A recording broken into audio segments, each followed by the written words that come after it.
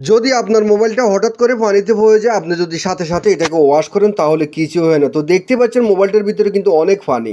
মানে পানিতে পড়ছে আর হিতি তাড়াতাড়ি বগড়ালে গা দিয়ে এমন জোরে দৌড় দিয়েছে, তাড়াতাড়ি করে মোবাইল দোকানে চলে আসে।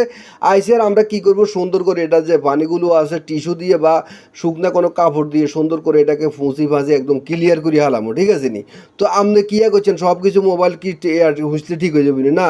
এটা সুন্দর করে খুলি, সুন্দর করে এখানে থিনাল দিয়ে যেখানে যেখানে দেওয়া যায় ওখানে দিয়ে সুন্দর করে কিপেড টিপেড এগুলো ভালো করে ওয়াশ করে হালকা হিট টিট দিয়ে ভালো করে এটাকে ওকে করে দিব, একদম শুকিয়ে দিব, মানে ভিতরে একদম গরম করে দিব। গরম করে দিলে ভিতরে যদি কোনো জায়গাতে কোনো পানি টানি থাকে তাহলে এগুলো শুকিয়ে যাবে, একদম ক্লিয়ার হয়ে যাবে। তো আপনাদের যাদের মোবাইলগুলো পানিতে পড়ে যায় তাড়াতাড়ি লুঙ্গি টুঙ্গি থুই কাপড় সবর থুই তাড়াতাড়ি করে মিকের দোকানে চলে যাবেন। হরে কিন্তু লেট হয়ে গেলে কী হয়, সিপিইউ শর্ট হয়ে যায়, এলসিডি যাই গো, নইলে আগে ব্যাটারি খুলে রাখবেন। আপনারা তো অনেকে ব্যাটারি খুলতে পারেন না, ডর লাগে যদি ব্যাটারি খুলতে যায় আবার অন্য কিছু হয়ে যায়। তো দেখতে পাচ্ছেন মোবাইলটা কিন্তু ওয়াশ করার পর এখন দেখতে পাচ্ছেন মোবাইলটা চালু হচ্ছে।